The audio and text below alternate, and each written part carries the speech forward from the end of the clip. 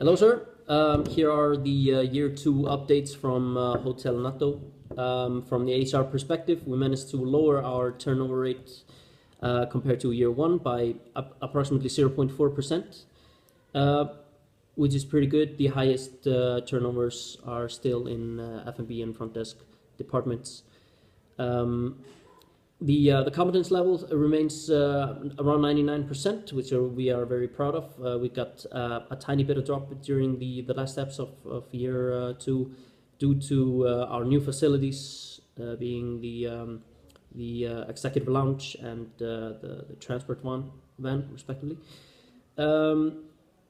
What we did, for our staff, we upward the training expenses because we noticed that our salaries are fairly lower than those of our competitors. So to compare and to contrast that, we upward the training expenses. For operations, we are now providing all services possible, having the transport van being our latest addition to the hotel in October of year 2. We plan to have a fully facilitated hotel at the beginning of year 3. However, we did not manage to buy the spa or business center. However, we are offering 80% of facilities, which is the highest within our competitive set. Our facilities generated almost $1.2 million in year 2, which is an increase of 15 to 17%.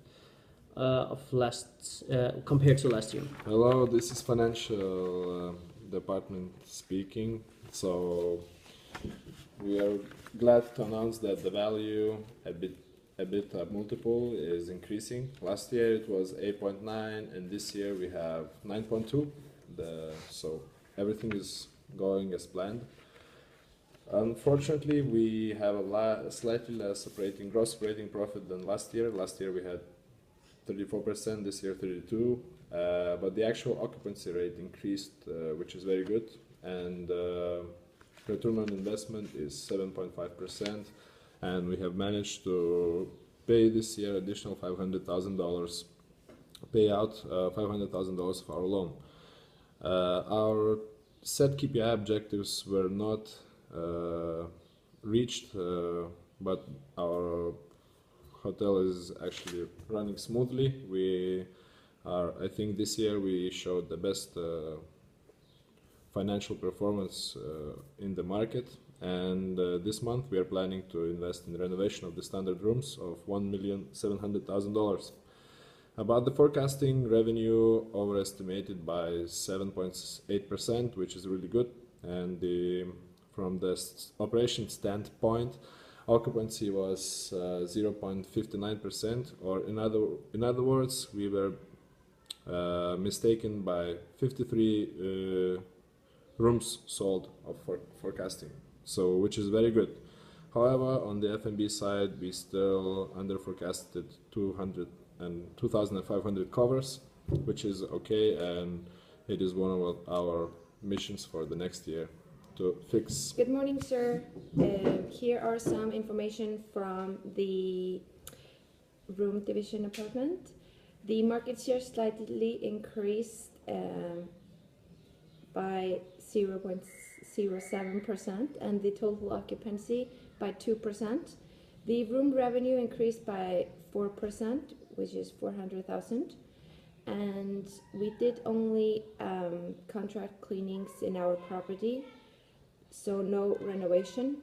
Since year 3, we will be planning on making heavy renovations. Thank you, sir. Good morning, sir. From F&B, the revenue has increased by 11% since last year. In October, we added a Japanese-themed restaurant, and we slightly increased the food cost, but we increased the prices, the food price in comparison. The forecasting in F&B has been more successful this year than last year. We've been using the numbers from last year, and the revenue per available seat is up by 14%. So we are doing better than last year. All right, so since our marketing director is on a business trip in Malta, I would like to relay some marketing info as well. We spent 3 to 5% every month from the previous month's revenue for marketing fees. The only thing we changed significantly this year was the marketing fee we put into online travel agent during the high season, because that's where we see some fluctuations. The direct market falls down, the OTA goes up.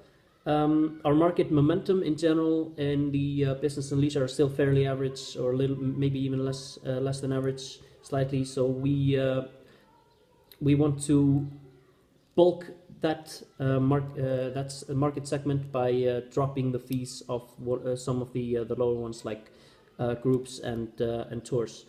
I hope this was helpful, and I will see you soon.